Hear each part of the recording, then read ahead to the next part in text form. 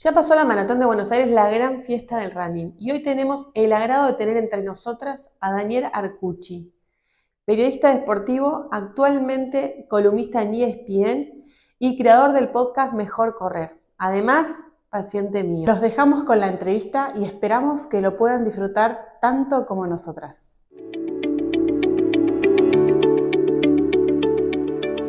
Bienvenido a nuestro programa De Vuelta a la Calma. Qué placer, me siento... Es distinto porque...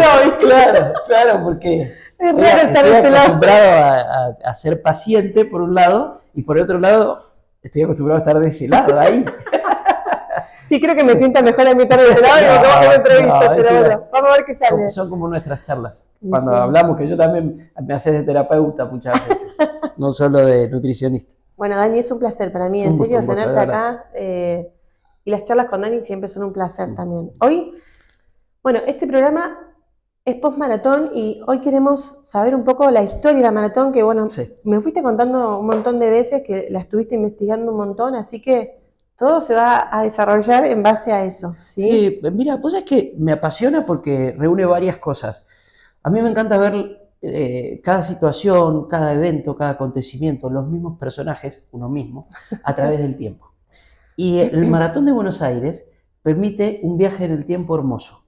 Y justo al cumplirse los 40 años, ver desde aquel 1984 en el que fueron 17 corredores los que largaron, a ver las decenas de miles que largaron ahora, es realmente maravilloso y permite ver la evolución de esta actividad deportiva que un poco nos une, ¿no? Que tiene que ver con el correr, con el running, que como yo siempre digo y no me canso, es la actividad deportiva más democrática del mundo. Porque y nos cómo permite, está evolucionando claro, también, ¿no? Claro, y nos permite correr con aquellos que van muy rápido y los que vamos atrás, Con la elite. pero haciendo lo nuestro. Bueno, esa es un poco la historia. Aparte es muy lindo ver cómo nació, porque nació a partir de la intuición o las ganas de aquellas personas que yo llamo pioneros. Son los que ven algo que nadie ve y si los otros lo ven pueden decir no, eso es imposible y el pionero dice no, eso es posible.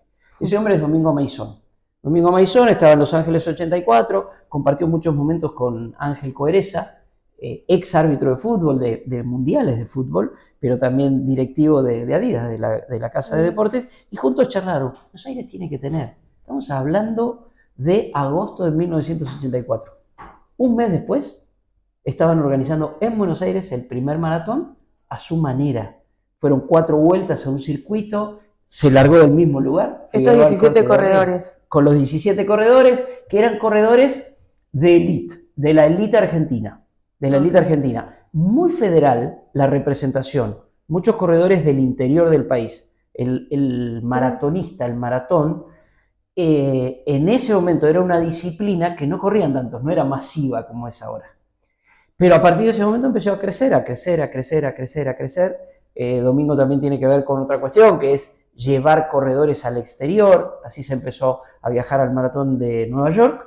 Y bueno, a partir de eso fue creciendo y llegar a este fenómeno, Rosario. ¿Cuántos corredores nuclea hoy la Maratón de Buenos Aires? Y la Maratón de Buenos Aires tenés decenas de miles. O sea, vos, si querés llegar, yo creo que el Maratón de Buenos Aires muy pronto, va a terminar siendo de 20.000. El año pasado estuvo entre 10 y 12, ¿no? 10 y 11, no recuerdo. Sí, exactamente. Y este año un poquito más, y el año que viene va a ser más. Si vos vas en relación con el medio maratón este año fueron 25.000, el año que viene van a ser 28.000. Podrían haber sido ya 28.000 este año, pero el tema es ir adecuando el servicio que vos le das. Sí, no bajar la calidad, ¿no? Exactamente. Y la maratón es un poco más exclusiva por la distancia, ¿no? Que no todo el mundo está tan entrenado. Exacto. Para la maratón. Siempre suele ser un poquito más, por lo que veo, la mitad, ¿no? Más o menos la mitad. No en todas las ciudades, Buenos Aires se ha posicionado, tanto en medio maratón como en maratón, en una referencia. Por eso está bueno que el crecimiento sea progresivo, porque permite dar un montón de servicios. Y otro es el mensaje que nosotros, cada uno de su lugar, Rosario, damos. Vos desde el expertise de la nutrición, aparte de ser los 2 corredores, yo por ahí más del expertise de la comunicación, que es decir, hacer esta actividad con mucha responsabilidad, sí. Porque justamente que sea tan abierta y tan democrática, te puede llevar al riesgo de cometer errores. Siempre digo, el principal adversario del corredor aficionado, del maratonista aficionado, es el entusiasmo. Es decir, pretender hacer más de lo que podés y más rápido. Podés, vas a poder, pero hay que tomarse el tiempo debido, vos lo sabes mejor que nadie, con todas las previsiones, incluida, por ejemplo, la nutrición, hidratación, entrenamiento, controles médicos fundamental, por ahí empezamos. Entrenamiento físico guiados por alguien, no largarte a correr 42 kilómetros. Sí, con programas que son de alcance de todos, que uno se autoentrena muchas veces. Claro. Conocemos de gente que se autoentrena para una maratón, ¿no? Sí. Son distancias muy importantes como para abordar con un poco más de responsabilidad. Sí, es lindo ver también esa evolución de acuerdo a las distancias. Porque vos partís de la base de que dice, che, no corro nada, ¿cómo empiezo a correr? Veo a ustedes que están entusiasmados. Y correr un poco lo que puedas. Pero yo siempre digo, las cuestiones básicas es primero un control médico exhaustivo. Primero, vos querés empezar a correr. Primero control médico exhaustivo. Y una vez que haces eso, empezar a correr, no por decir, uy, voy a correr 10 kilómetros, no. Correr por sensación, una vez que sabes que estás bien físicamente, y no te fijes en el tiempo. Después, una vez que lo hiciste, bueno, hasta acá llegué, ver la distancia. Y una cosa que siempre sugiero es incorporarse a un running team. ¿Pero por qué? Por tres cosas. Hay dos que son como, una es el compromiso, te compromete, vos decís, tengo un equipo, están yendo, quiero ir. Otra es la motivación. Che, mira cómo corre, ella mira cómo corre, entonces te sumás. Y la tercera para mí es la más importante, alguien que te guíe.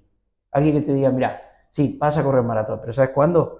Dentro de 8 meses, 9 meses, un año, depende de cómo se esté. Sí, para no romperte, para no lesionarte, ¿no? Totalmente, y otras son las diferentes distancias. Hay una cosa realmente linda de un cantante mexicano, ya me voy a acordar el nombre, pero no importa, la pusimos en Mejor Correr, que es como, hace una comparación, es la maratón como la vida. Entonces, de acuerdo a los kilómetros, es el momento de tu vida. ¿Qué son los 5 kilómetros? ¿Qué son los 10? ¿Qué son los 20? Y tiene que ver con la infancia, con la adolescencia, el entusiasmo. Cuando llegas al 32, que va llegando a la madurez, es muy interesante. Nachito Latuada, ahí está. Nachito Latuada, me acordé, mexicano, que corrió el Marathon pour tous, el maratón para todos de París. Lo corrió, pero hizo esa canción que es realmente hermosa y que tiene que ver con esto. Porque vos me decís, che, 42 ya es otra preparación. Sí. 21 también, pero es más accesible una vez que ya el 10 dejó de ser iniciático para hacer una distancia. O sea, el salto del 10 al 21 lo podés hacer más rápido y el 21 sigue siendo bien preparado, una distancia desafiante pero saludable. Yo creo eso, ¿no? Que es una distancia justa, ¿no? O sea, te desafía. Exactamente. Y es saludable. Ya la 42 requiere mucho más, ¿no? Requiere también complementar con un entrenamiento de fuerza para prevenir lesiones, bueno. Hay como muchas cosas que se ponen en juego. Claro, a ver, el 42, yo digo que cuando pasás el 32, ahí empieza el maratón. Uf, esto se lo dice técnicamente, desde una transmisión que uno tiene que hacer, te lo dicen los atletas de élite. En el 32 empieza el maratón. Soy un poco en broma, un poco en serio, decía que mi primer maratón, que fue Berlín 2013, fue como una lección de anatomía. Porque decía, ¿eso que me duele? ¿Qué es? Porque me aparecían músculos o articulaciones, lugares que no sabía qué era. Bueno, con una buena preparación, eso no pasa, uno llega más entero. Sí, ¿no? Llega más entero. Igual es como, a veces hasta puede ser con el fútbol, son partidos. A veces tenés un mal día y es un mal día. Y al mejor entrenado le pasa. O la cabeza te juega en contra. O la cabeza te juega en contra. ¿Y cómo ves el nuevo circuito de la maratón, ¿no? Que empezó el año pasado con esto de querer mejorar un poco los tiempos, hacerlo un poco más rápida? Mira, está pasando algo interesante, tanto con el medio maratón como ahora con el maratón, que es que se toma nota de lo que no funcionó o no funcionó del todo bien de la edición anterior y se mejora. En su momento fue el circuito. Antes había un trayecto por autopista y demás. Claro, que se subía ahí a la Lugones. Claro, exactamente, era duro para el aficionado y era contraproducente para la elite, porque vos lo que tenés que lograr es que sea una carrera rápida, que sea una carrera cómoda. La quieran venir a correr, digamos. Mirá, para mejorar sus marcas, cuando vos te pones a investigar la evolución, ya no solo en la cantidad, la masividad es una evolución ya natural, objetiva. Pero hay una evolución que también de algún modo es objetiva, pero que es todos los años hay algo, un récord o una mejora en el Como que cada vez se récord pone del más circuito. exigente. Exactamente.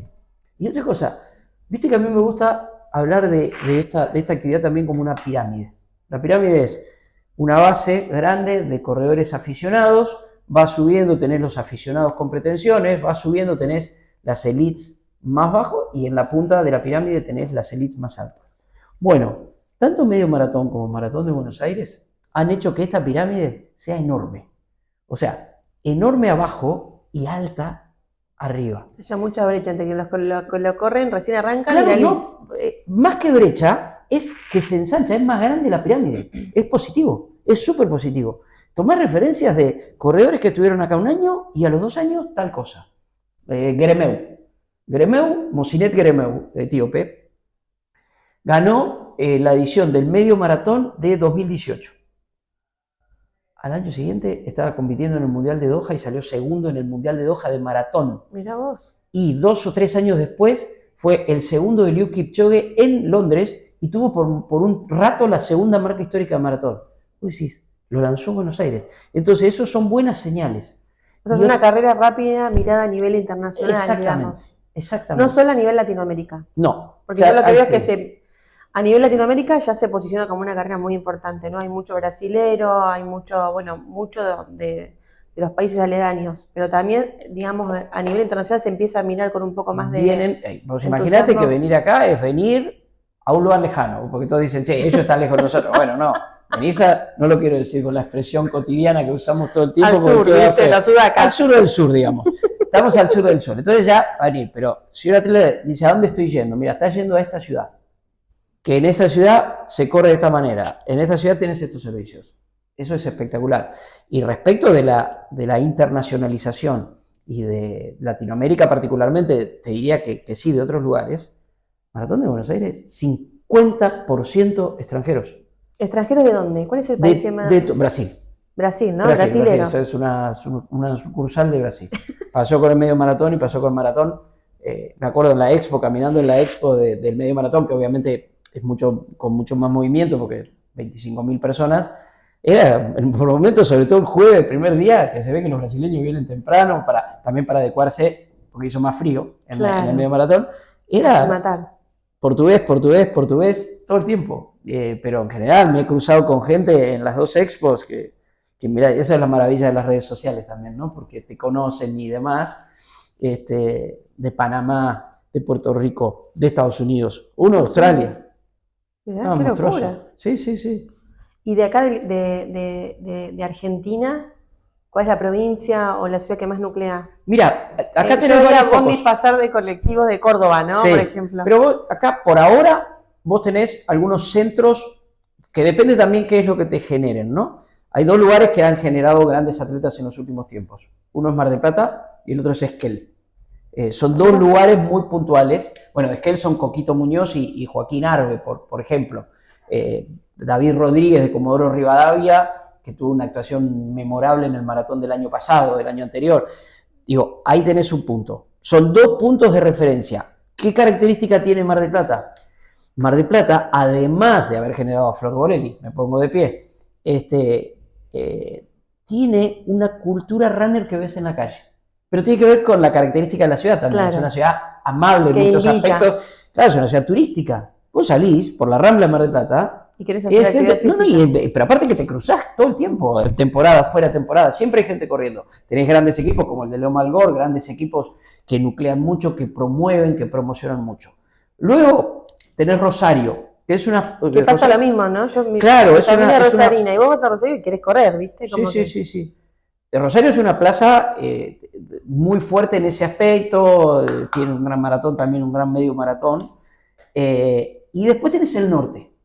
Y en el norte, digamos, pasan muchas cosas porque ya empieza a combinarse con el trail también. Esto también pasa en la Patagonia, pero ya eso es más trail, que vos conocés más que yo, incluso de trail. Ahí no me animo a meterte tanto. Ahí bueno, no es que yo a vos, pero bueno. Bueno, pero se usa mucho el norte. Pero vos fíjate que focos, por ejemplo, Cachi, en Salta. Por eso, se usa mucho el norte para la adaptación fisiológica también, ¿no? Los atletas de elite van ahí. Es que se ha convertido en la tierra de los atletas. Yo la verdad que tengo buenos contactos ahí en Salta y Me gustaría colaborar. Se dio la situación esta de un atleta argentino, Félix Sánchez, que es un poco la liebre de todos, porque él fue la liebre de Dayo Campo, de Flor Borelli, ayuda a entrenar, y él pasa mucho tiempo en Cachi. Y en un momento hubo un problema con la pista, que no estaba en condiciones, hicieron una pista alternativa, la hicieron los atletas con las propias manos, ahora se está acomodando. Pero Cachi es nuestra tierra de los campeones. O sea, así como está en Kenia, la cuna de los campeones, bueno, ahí tenemos una posible cuna de campeones, aunque sea el lugar de entrenamiento, pero por la característica... Que se destine más a un lugar de entrenamiento específico para alguna temporada, ¿no? Que se profesionalice más eso. Exactamente, pero después, hasta fisiológicamente, sería lindo porque quienes nacen ahí tienen una característica especial por nacer y vivir en la altura, que es un poco... Es una de las cuestiones que pasa con keniatas, sobre todo, que ellos tienen ya fisiológicamente, pero bueno, eso es una cuestión ancestral. Claro, sí, porque fisiológicamente tienen el cuerpo también muy específico, tiene una estructura ósea chica, una masa muscular baja, están como súper... Sí, bueno, pero fíjate, genéticamente... Sí, pero fíjate qué lindo cómo se da con ellos como motivación. Pasó en el medio maratón de este año, que Nachito Erario de Mendoza, Ignacio Erario, él me lo contó antes, públicamente, cuál iba a ser su estrategia de carrera en el medio maratón. Me dijo, yo me voy a aprender con los africanos del inmediatamente segundo grupo. Africanos había 5 con marcas por debajo de la hora, de los que vinieron a correr el medio maratón. Nacho tenía una marca de 1:1:58, la segunda marca histórica. El récord nacional es de Antonio Silio. Dijo, me voy a aprender, porque yo sé que van a correr un ritmo que por ahí puedo seguírselos. Total, no sé que no voy a romperme con esto.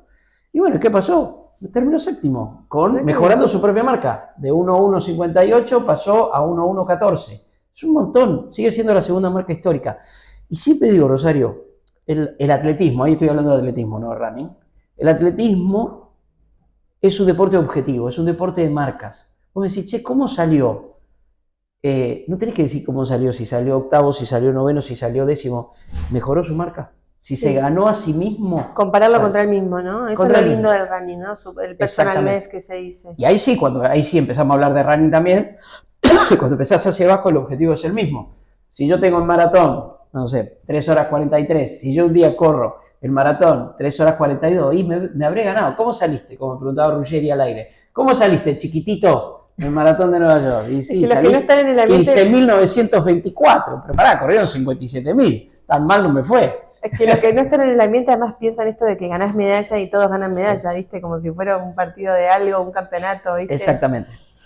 Dani, ¿y cuál es el récord de la Maratón de Buenos Aires? ¿Qué tiempo? El récord está todavía en 2 horas, por ejemplo, mirá, 2:06, si no me equivoco, por ahí estamos, que es una muy buena marca. ¿Y el récord mundial cuál es? El récord mundial, lamentablemente, se mató Kiptum. Kelvin Kiptum le había batido el récord, un chico de 21 años, le había batido el récord a la estrella, al ídolo de todos, a Kipchoge, a Eliud Kipchoge, y es 1:00:35.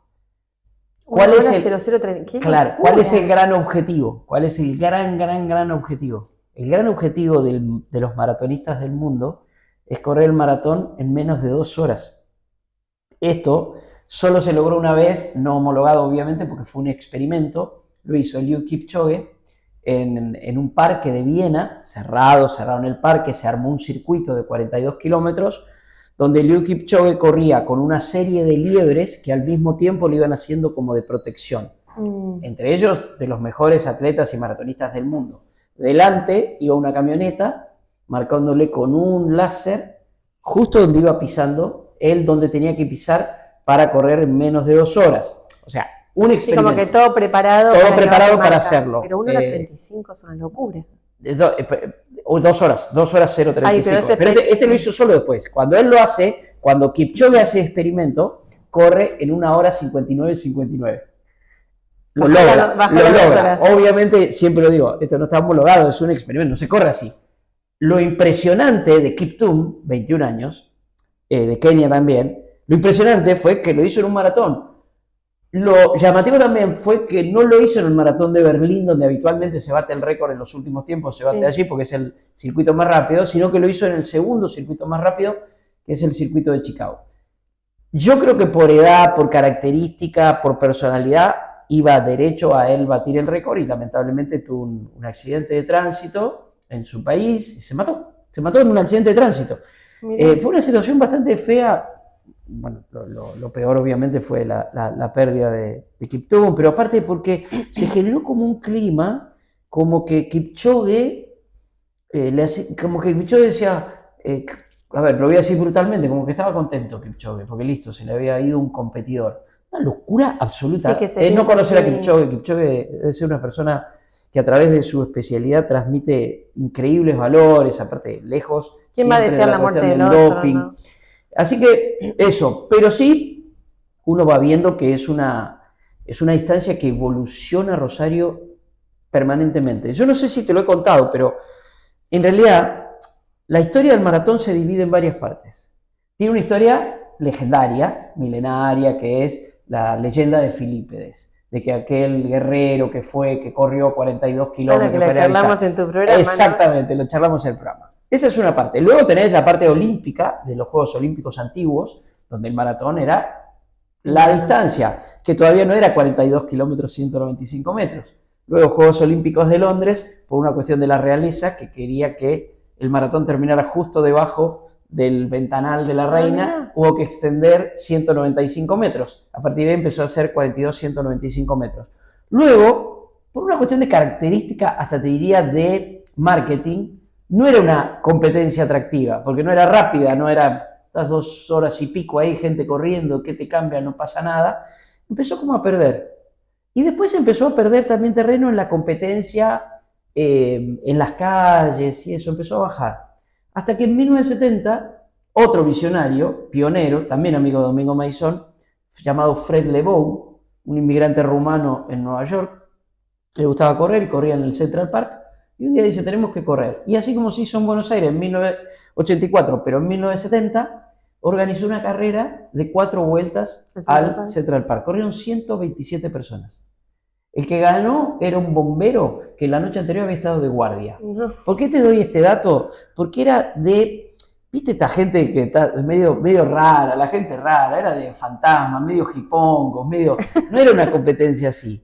Pero empezó a crecer y se hizo en 1971, 1972, 73, hasta que antes de la edición de 1976, otro visionario, un funcionario del gobierno de Nueva York, de apellido Spitz, le dice a Lebow, Fred, es muy interesante esto, ¿por qué no lo hacemos la carrera de la ciudad?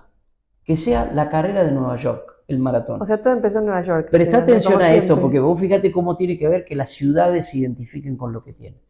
Y entonces pensaron un circuito que mostrara toda la ciudad de Nueva York. ¿Vos te acordás de mi hashtag, recorrer ciudades? Sí. Que es de las cosas más lindas que hay, recorrer ciudades. Sí, correr y recorrer al mismo tiempo. Claro, entonces, conocerlas. Los 5 distritos. Staten Island tenía que hacer Staten Island, Brooklyn, Queens, el Bronx y Manhattan, por supuesto. Y esos 5 distritos había que pasar por 5 puentes distintos. Con razón es tan difícil, ¿no? Verrazano, Pulaski, el Willis, el Madison, y ahí vas pasando por todos los puentes. El del medio es el peor de todos, que es el Queensboro Bridge, que es cuando pasas de Brooklyn de Queens a Manhattan, que es el kilómetro 25. Bueno, esos 5 puentes la hacen muy difícil. ¿Pero qué empezó a pasar desde 1976? La gente quería ir a correr, porque era correr por la ciudad de Nueva York. En esos años, finales de los 70, principios de los 80, 2 londinenses vieron lo que pasaba, Breshaw de apellido, y dijeron, che, tenemos que llevar esto a Londres. Y empezó a correrse en Londres. Y a partir de ahí esto empezó a crecer. Y empezaron los majors. Por eso yo digo que Nueva York fue el catalizador. ¿Y qué empezó a crecer? La base de esa pirámide. Y arriba, grandes maratonistas. Y la búsqueda de marcas. Y a partir, te diría, después de los 90, empezó a batirse el récord de maratón. Se convirtió Berlín en el circuito más veloz. Y ahí empezaron a batir el récord, a batir el récord y a batir el récord. Incursión de los africanos con su genética y su naturaleza, y hoy este es un fenómeno hermosamente disparado. Sí, que uno recorre el mundo corriendo las majors. Esto sí, es hermoso. Bueno, las majors, yo completé las 6 majors en 2019.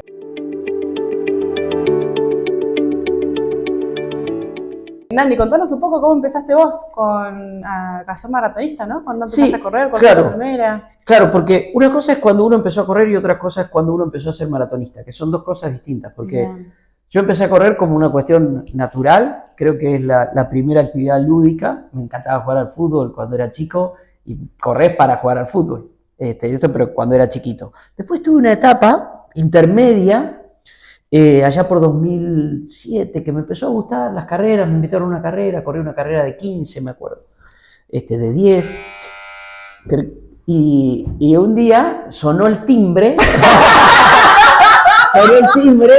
y un llamado, que fue así, fue de verdad, vamos a usarlo como metáfora porque fue un timbrazo. Yo estaba medianamente entrenado, pero una situación personal, como puede tener cualquiera, me había hecho estar un poco decaído anímicamente, y dije, y me había quedado. Y yo vivo en una zona muy linda, en el Bajo de San Isidro, es un lugar de entrenamiento de mucha gente. Van a entrenar montaña mucho. Bueno, sí. Justo enfrente de mi casa entrenan montaña. Es una de las cuestas más buscadas por el corredor. Bueno, y estaba así, yo estaba tirado en la cama. Sábado, tirado en la cama, sin ganas de levantarme. Escuchaba el murmullo, a veces molesto, mis vecinos se enojan. Y me asomo por la ventana y veo un grupo entrenando. Yo digo, ¿qué hago acá? Tirado en la cama. Un par de zapatillas y digo, hay que salir de esta situación, tenés que salir. Y voy a salir corriendo. Bien. Y me puse a correr y dije una frase muy dramática. A ver. Dije, voy a correr hasta morir. Muy dramática. Y no fue literal, fue casi, porque corrí, la zona es muy linda para correr, di una vuelta, llegué hasta Vicente López y volví, llegué hasta casi Tigre y volví. ¿Cuántos kilómetros? No tenía reloj, así que iba corriendo. Y resulta que me desahogué. Y cuando estaba por llegar a mi casa, me acalambré hasta la nuca. Por eso te digo que casi morí. En el camino me había cruzado con Luis Migueles. Luis Migueles, ex atleta, hoy entrenador, que yo lo conocía por entrevistarlo. Yo le hacía notas para la revista Gráfico. Así que nos saludamos corriendo, él iba para un lado y yo para el otro. Pero después de ese momento que había vivido, nos llamamos. También nos cruzamos llamados. ¿Qué estabas haciendo? Le digo, no, salí a correr. ¿Cuánto corriste? Le digo, Luis, no sé, pero di una vuelta ahora, pero terminé recalambrado. Entonces agarré el auto y di la vuelta que había corrido. Y había corrido 27 kilómetros. O sea, de 0 había corrido 27. Pero tenía una sensación de satisfacción. Y de aquella expresión, voy a correr hasta morir, pasé, corrí y estoy más vivo que nunca. Y me pareció muy paradójico. A partir de ahí me empecé a entrenar con Luis. Como yo tengo mucha suerte, estamos hablando de 2012, bien. Me empezaron a invitar a carreras. Y una vez, la gente de Adidas me dice, Daniel, una locura, estábamos corriendo en medio maratón, me acuerdo. Tenemos un cupo para ir a correr el maratón de Berlín. ¿No querés ir? Era uno de los directivos de Adidas, se había lesionado, corre muy bien, se había lesionado. Digo, pero yo no puedo correr. Sí, bueno, total, es para que cuentes la experiencia. De última, si no la podés completar, no pasa nada. Le digo a Luis me sacó carpiendo. Pero le digo, no, pero Luis me encanta, me gusta. O sea, el debut era en Berlín, no había jugado en primera todavía y ya jugaba en la selección. Y bueno, pero ¿cuánto falta? Faltaba nada, entre el medio maratón de Badía y el maratón de Berlín. Poco más de un mes. ¿Cómo preparo eso? O sea, estaba preparado para correr medio maratón, no para maratón. Esto no lo hagan en sus casas. Lo cuento como una historia. Entonces le digo a Luis, bueno, Dani, no se puede. Luis, por favor. Digo, sumo kilómetros. Me acuerdo que corrí un 15 kilómetros después de hacer un sábado cuestas, un domingo corrí 15 kilómetros. Tengo que poder. Pero me di un puntazo en el gemelo, o sea que encima lesionado. Pero bueno, sumé, llegué. Y ahí entramos ya. Empecé con los rituales. Ay, me encanta. ¿El ritual qué? Que hay que ingerir antes de los maratones. Yo creo que nunca en mi vida comí más pastas que en esa semana previa al maratón. Me salían por las orejas, los fideos me salían. No fue la carga paulatina que marcamos nosotros. Fue tipo, dame 5. Todo fue hiperintensivo. Bueno, largo. El maratón de Berlín, que es una sensación increíble, claro. Era mi primer maratón y era un mayor, debuté en un mayor. La multitud, largo. Yo dije, tenía que correr a 6 kilómetros.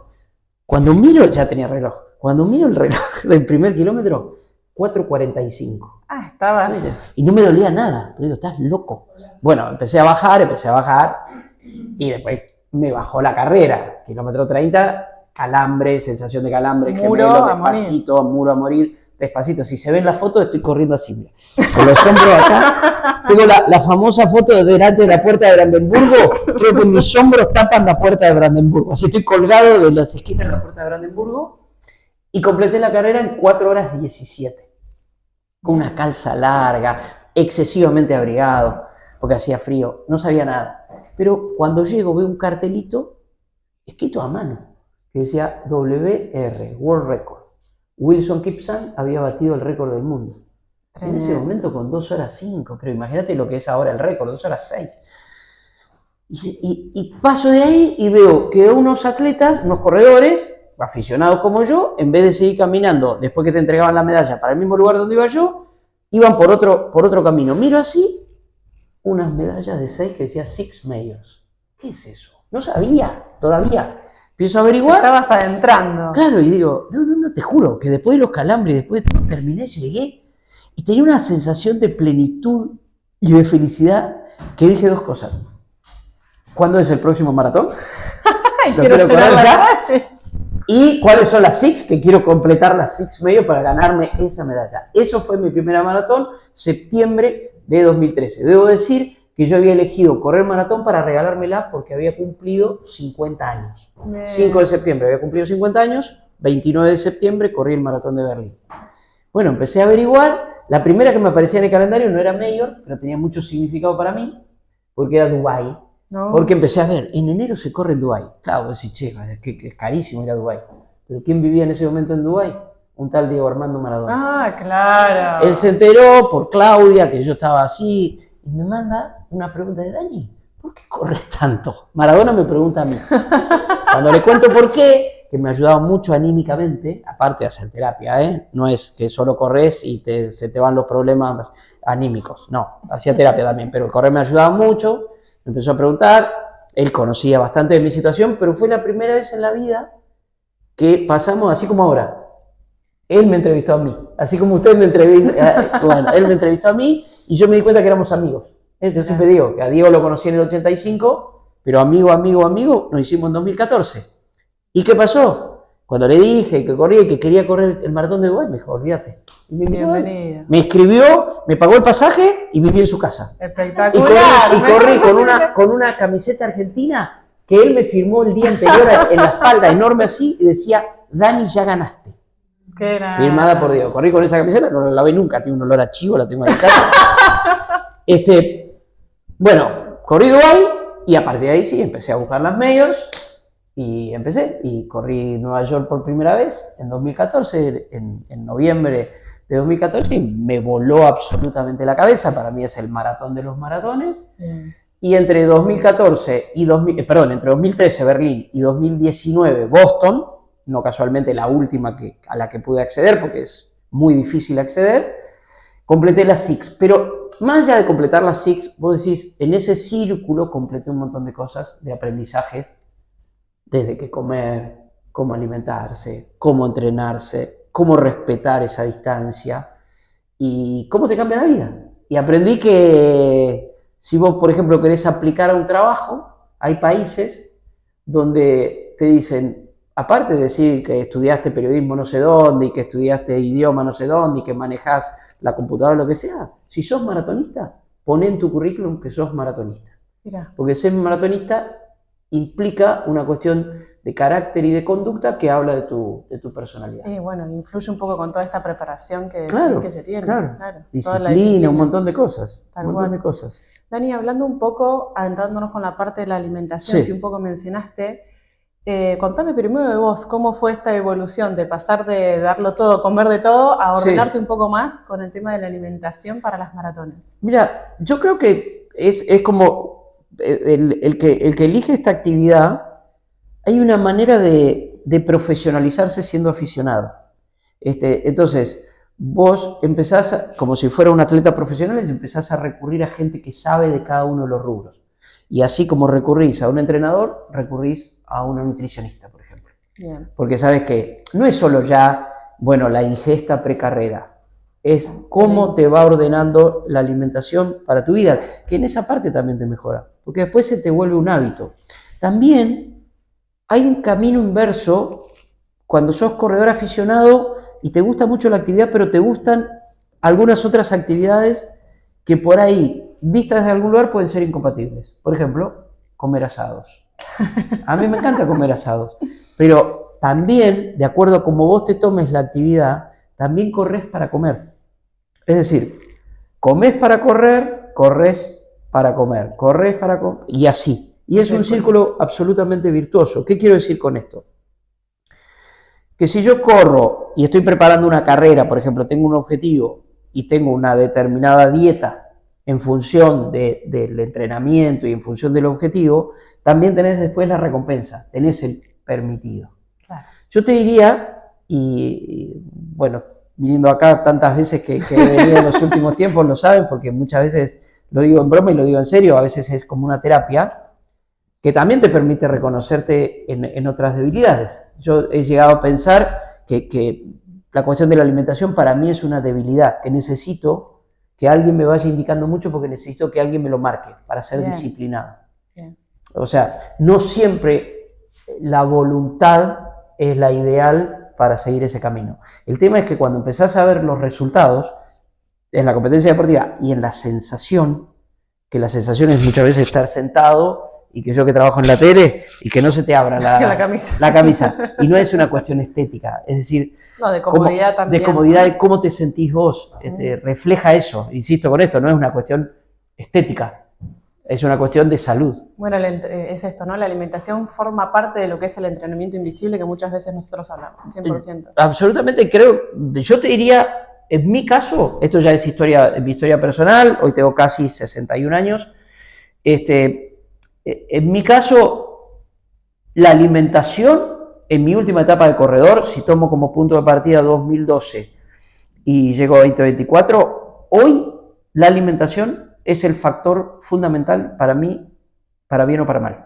Yeah. O sea, de acuerdo a lo que yo coma y a lo que yo tome, es como me levanto al día siguiente. Y afecta mi estado de ánimo, mi sensación de saludable o no saludable y mi voluntad para entrenar. O sea, yo tengo que ordenar mis comidas para pensar, bueno, si mañana tengo entrenamiento, si mañana tengo carrera y si mañana tengo trabajo. Ahora, no se trata, como dice muchas veces mi amigo el Chavo Fuchs, compañero también en 90 minutos, me dice, nos van a matar con las barritas ustedes, nos dejan de, disfruten las buenas comidas. Y digo, sí, es que yo la disfruto. Lo que quiero, claro, lo que quiero es ordenarme de tal manera para que la disfrute, porque si no, no la disfruto. Pero no porque después no tenga rendimiento para correr o para hacer un buen entrenamiento. No tengo rendimiento para pensar, no tengo rendimiento para hacer un trabajo intelectual. O sea, no es solo ni para verse bien ni hablar, sacar lo estético, lo sacamos. Pero luego no es solo para ser competitivo. No, salud. Es salud. Y ahí es donde se mezcla, ¿no?, la actividad física con el ser ayudado por distintos especialistas. Es un poco lo que nosotras siempre hablamos con los pacientes, hay 3 círculos, le llamamos, ¿no? Salud, rendimiento y estética, digamos, ¿no? Claro. Hay un momento que uno trata de estar en el medio, buscar como la sincronización con las 3 y llega un momento, sobre todo previo a una maratón, donde decís, bueno, para acá tenemos que optar más por la parte del rendimiento. Claro. Entonces quizás hay cuestiones que semanalmente uno busca que sea mucho más prolijo, que haya más integral y demás, pero cercano a una maratón uno busca reducir eso para poder optimizar el rendimiento. Mira, yo te lo digo esto mismo con la experiencia personal. Yo muchas veces... y ustedes lo ven acá cuando vengo y yo tengo que estar en 60. Yo para mí tengo que pesar 60 kilos. ¿Por qué? Porque en 60 kilos me siento saludable. Ahora bien, hay una serie de estudios ahora. Ahora se hacen desde hace tiempo, no lo voy a decir, pero cada vez son más precisos y cada vez hay más tecnología, que es, puedes pesar 60 kilos, pero si de esos 60 kilos la grasa tiene mayor peso que el músculo, no te sirve para nada para correr. Ahora, ¿por qué te lo decía de la experiencia personal? Yo siempre digo, Dani, a ver, marcame tu momento ideal. Bueno, mi momento ideal es entre el maratón de Dubái y el maratón de Nueva York de 2014. O sea, hace exactamente 10 años. 10 años. ¿Con cuántos kilos largué yo el maratón de Dubái a las 4 de la mañana? Porque era invierno, pero es Dubái. A las 4 de la mañana, con 59 kilos. ¿Con cuánto terminé? Con 57. Si yo les muestro fotos, Pía, mi pareja, dice, Dani, estás a punto de desaparecer. Sin embargo, yo me sentía muy fibroso. Y si ves Nueva York, pesaba seguramente un poquito más, seguramente 60, pero ahí había más músculo y había más potencia. Hoy yo siento que tengo que recuperar, pero el tema es, también tenés que pensar que tenés 61 años. Hay un montón de cosas. Ahora, sí requiere de una combinación de ejercicio, entrenamiento, nutrición, hidratación, descanso, que también forma parte del entrenamiento invisible, sí, más riguroso, justamente porque tenés 61 años, es tan sencillo como eso. A mí me motiva mucho, o sea, hablarlo. Después, reconozco que a veces, esto digo para que cualquiera, ¿no? Porque yo digo, mirá, Dani, hace eso, qué bárbaro. No, yo a veces muchas veces flaqueo. Mal término usado para estas cuestiones, pero flaqueo. Y el tema es, como con el entrenamiento, que tenés que pensar cuando dudás en ir, lo bien que te sentís cuando terminás el entrenamiento, que hay que pensar en eso, lo bien que te sentís cuando terminás el entrenamiento, lo bien que te sentís cuando terminás la carrera, hay que pensar lo bien que te sentís después de haber comido bien en el momento que corresponde comer bien. Y ese momento para mí es a la mañana. O sea, si a mí me hicieran un estudio cada mañana de nutrición, vos decías, ¿me ves la cara? ¿Me ves esto? Y decís, este pibe anoche fue un desastre. Y me ves la cara y decís, che, bien, anoche bien. Y te digo, todos los días, 7 noches y no con la barrita, como diría el Chavo Fuchs, que no es eso, pero lo pongo como un extremo. No necesariamente, porque hay días que podés y vos lo haces ordenadamente. Yo en eso reconozco también que me dejo llevar mucho, me dejo ayudar, me dejo orientar. Si a mí viene alguien, yo soy hijo del rigor en ese sentido, pero el rigor en el sentido de la precisión y del orden. Mira, lunes esto, martes esto, miércoles esto, jueves esto, ahí me meto. Ahora, cuando me tengo que poner a pensarlo yo, no, gracias. Con todos los datos y todo, me cuesta. Pero está bueno entenderlo también, ¿no? Sí. Nos pasa muchas veces a los pacientes, es como, decime exactamente qué es lo que tengo que comer y nosotros decimos, ok, yo te lo explico, pero entendé por qué te lo estoy dando, digamos, ¿no? Porque si no llega a ver, no llega a estar, es como, bueno, ¿cómo lo solucionás en el momento? Mi terapeuta del otro órgano siempre me dice, Dani, pará de racionalizar todo. Porque ella me dice algo y yo voy, ¿en qué libro está eso? Termino la sesión y me voy a buscar el libro, me lo busco en internet, y bueno, está bueno para entender, pero en un momento también hay que pasar de la racionalización de la teoría a la práctica. Dani, toma un poco lo que dijiste con la primera vez que saliste a correr estos 27 kilómetros y te acalambraste llegando, y teniendo en cuenta los puestos de abastecimiento de la maratón. Primero, ¿haces uso de los mismos? ¿Te hidratás durante carrera? ¿Cómo lo planificás?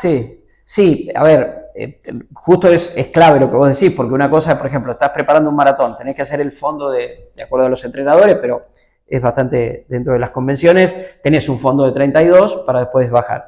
Cuando haces el fondo de 32, que es casi un maratón, bueno, tenés los servicios de un maratón. Estás corriendo por la calle, estás corriendo en tal lugar, te tenés que llevar. Lo que trato de hacer, y el resultado ha sido evidente al ver cómo me fue luego en la competencia misma, es de reproducir lo que voy a hacer. Y luego no alterar a la hora de la carrera lo que hice en el entrenamiento. ¿Qué quiere decir esto? Bueno, si voy a consumir 4 o 5 geles, llevar esos geles y consumirlos en el momento en que después lo voy a... Claro. Y la otra es con la hidratación, que bueno, conociendo los lugares por donde correr, más o menos sabés. Porque hay una cosa, pero esto es manía. Yo detesto correr cargado, detesto. O sea, admiro también a los chicos de trail que andar con el cartel. Yo escucho, va uno al lado mío con algo haciendo... Me vuelvo loco, tengo muchas manías. Nadie que se ponga las llaves del auto. Por favor, si vas a llevar la llave del auto, ahora tenés un montón de riñoneras y cosas que no se mueven, no me hagas el... Bueno, dicho esto, sé que la hidratación sobre todo es lo más difícil en un entrenamiento, pero trato de reproducir. Cuando me ha ido mal es cuando, porque me agarró la loca o por lo que sea, experimenté algo en la carrera. Bueno, voy a hacer esto. Una vez, mirá, mi peor maratón de Nueva York fue 2017. siempre digo es mi mejor maratón. ¿Por qué? Porque en el 24 se me apagó la luz, completa. No es que me acalambré, no es que se me apagó la luz. Y estaba por subir al puente al Queensboro Bridge. O sea, me quedaba un montón de carrera todavía.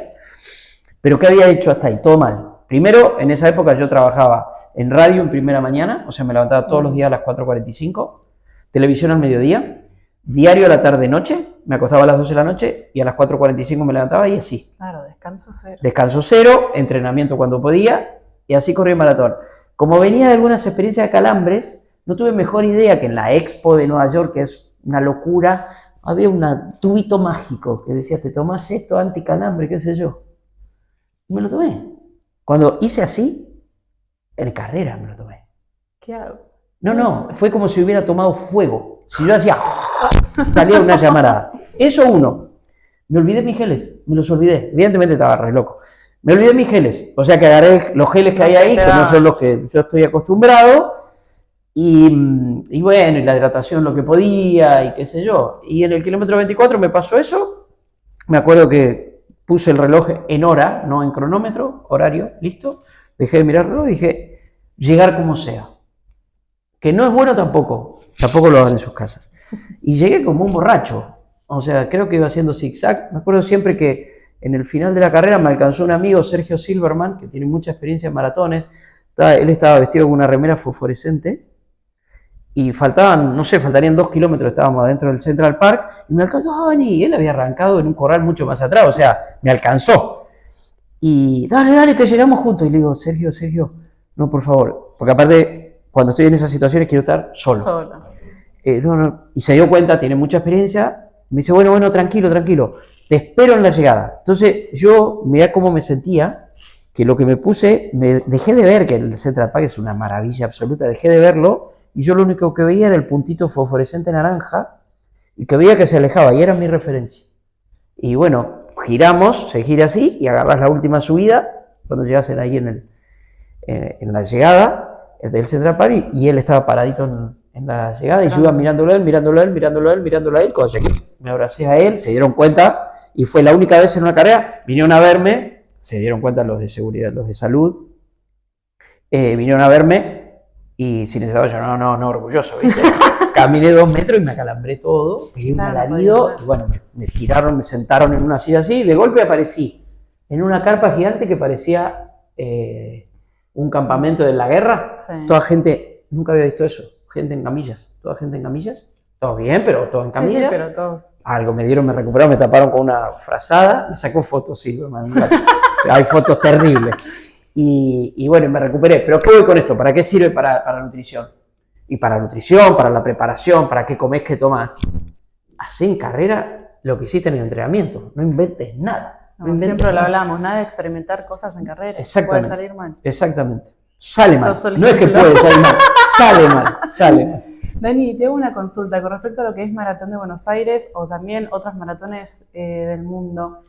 ¿Por qué los puestos de abastecimiento en los kilómetros en los que están? ¿Tenés idea? Sí, está estudiado de la cuestión de necesidad, así como con los geles, por ejemplo, en un maratón, que te dicen, a ver, es una convención, ¿eh? Después hay, cada uno ya digo, por ahí vos, tu organismo y de acuerdo a tus estudios, decís, mira, vos podés espaciarlo un poco más. Los geles son, por eso, aproximadamente 7 kilómetros, una cuestión así, es cuando podés ingerirlo, pero no se los voy a decir yo a ustedes justamente lo de los geles, simplemente por la experiencia personal. Pero están pensados más o menos con la misma idea. Lo que yo estoy viendo, que con la evolución de la distancia y que cada vez corre más gente, cada vez esos puestos, antes era el puesto de hidratación, claro. Ahora ya son puestos de abastecimiento.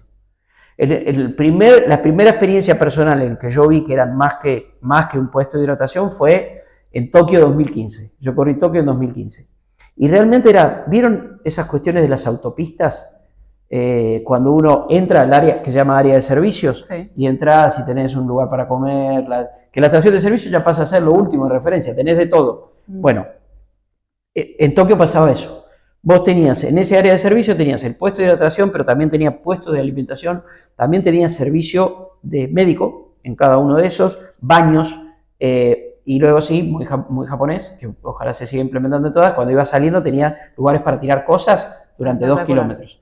Y mucho más pegados, mucho más cercanos que los otros.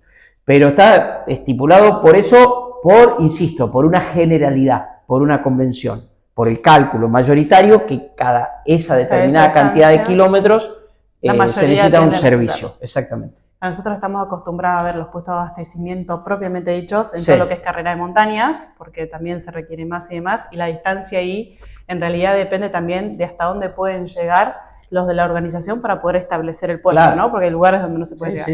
Pero en calle, claro, es mucho más, primero es más práctico. Primero, lo principal que suele haber es hidratación, isotónicas y a lo sumo ahora frutas, por lo menos acá estamos hablando, ¿no? Bueno, a ver, eso sí, insisto, y no es broma, que ustedes, obviamente más allá de mi experiencia personal, porque encima en trail yo no tengo experiencia todavía, pero a mí me impacta mucho con el tema de lo que se ingiere. O sea, en una carrera de montaña muy larga sobre todo, que vos podés comer comida que vos decís, pero pará, eso claro, en la calle jamás hay una pata de pollo. Tal cual. Bien. Dani, y una pregunta más y ya te dejamos tranquilo. ¿Había al principio puestos de abastecimiento en la Maratón de Buenos Aires? ¿O se largó a los 42? No, y se largó una de las características es que no había puesto de abastecimiento. Mirá. Que se puso uno en el lugar de llegada que era, a ver, en realidad en el lugar de largada, que era el último tramo antes de ingresar al lugar final de llegada, que era el Club de Gimnasia y Esgrima. Para que la gente tenga una idea, o sea, era ese puestito nada más. Era un puestito ahí, algo para hidratarse, para 17 corredores. Claro. Para que la gente se dé una idea, se largó de Figueroa Alcorta hacia el norte, se fue hasta Udaondo, se volvió por Lugones, se volvió a entrar por Sarmiento, se volvió a girar por Figueroa Alcorta y Dorrego. Así 4 vueltas. Eso daba 42 kilómetros, faltaban 195 metros, que lo hicieron para que la llegada fuera dentro del Club de Gimnasia y Esgrima, la sección Jorge Newbery, allí en el... Pero nada, el puesto de hidratación era ese. Claro, solamente ahí. Hay cuestiones que son de leyenda también y que son hermosas, y por eso digo, cerrando el círculo, ¿no? Qué maravilloso que se haya comenzado así, de una manera tan artesanal y tan chiquita, y que se haya llegado a esta hermosa locura de decenas de miles de personas corriendo el Maratón de Buenos Aires. Y lo vuelvo a vincular con Nueva York y con el habitante de la ciudad de Buenos Aires. Tiene que saber, no es que tiene que entender, hay que hacerle conocer que tener una carrera así es un gran beneficio para la ciudad. Porque si viene el 50% de extranjeros, vienen aquí a la ciudad, vienen a conocerla, vienen a consumir sus productos, después pueden recomendarla. El Maratón de Nueva York genera 349 millones de dólares para la ciudad. Bueno, tenemos que lograr eso, digo, por conciencia y que sea como un orgullo deportivo y cultural. Tener un maratón un punto turístico en ese Exactamente. Espectacular. Bueno, Dani, muchísimas gracias por haber estado con nosotros en este programa de Vuelta a la Calma. La verdad que muy contentas de que hayas participado y de tenerte acá con nosotros. Un placer. Ustedes saben que cada vez que vengo hablo un montón. O sea, para preguntar, ¿y esto qué es? Las veces que pregunto, ¿pero esto es hidrato o es...? Dios mío. Tiene que traer la cabeza. No, muchas gracias. Un placer, la verdad que aprendo mucho. No me gusta ponerme en el lugar de enseñar.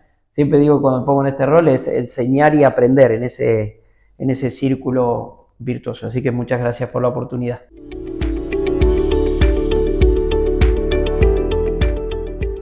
Esto fue Vuelta a la Calma. Esperamos que lo hayan disfrutado y nos vemos en el próximo episodio.